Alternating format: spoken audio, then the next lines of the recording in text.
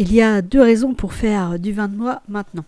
La première, c'est que si tout continue comme c'est le cas actuellement, eh bien ça vous fera des super cadeaux à Noël à offrir à votre famille et à vos amis. La seconde raison, admettons que tout s'écroule. Eh ben, j'aurai une réserve de pinard, de bons vins de noix, histoire de me remonter le moral, ou encore de pouvoir faire éventuellement du troc. Bon, c'est pour tout ça le père. Et tu me retardes.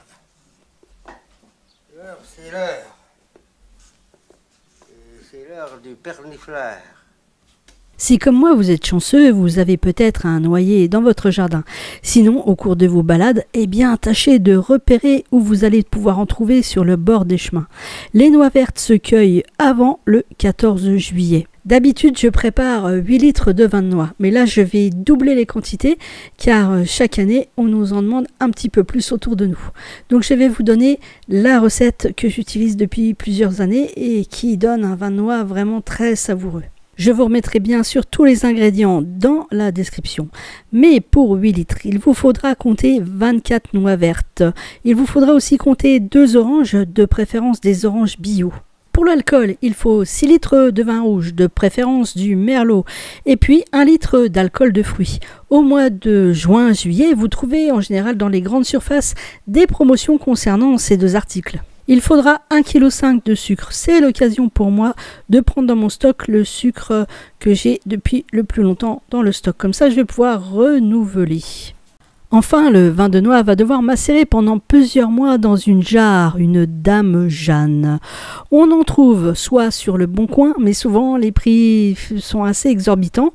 Sinon, vous pouvez en trouver dans des magasins comme Gamme Vert. Ce modèle-là fait 20 litres et vous pouvez le voir, il a un très très large goulot, ce qui sera très pratique pour la mise en bouteille plus tard. En soi, c'est une recette assez facile, puisqu'il va s'agir de tout mélanger à l'intérieur des Dames Jeanne.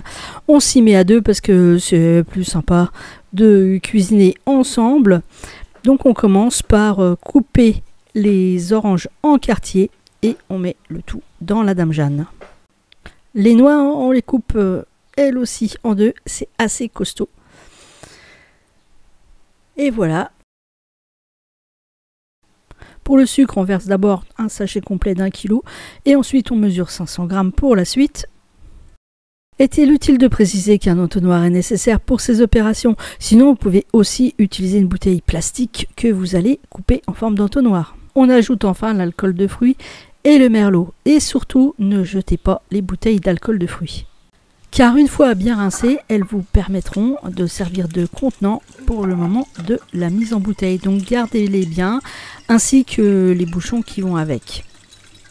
Il y a 8 litres dans chacune des jarres, soit au total 16 litres, qui seront mises en bouteille entre la Toussaint et Noël. En général, je les fais quelques jours avant Noël, la mise en bouteille, et ce qui fera des beaux cadeaux pour tout le monde. Chaque semaine, c'est-à-dire chaque samedi, je vais venir remuer maintenant ces 2 jarres afin de bien mélanger l'alcool, les fruits, le sucre.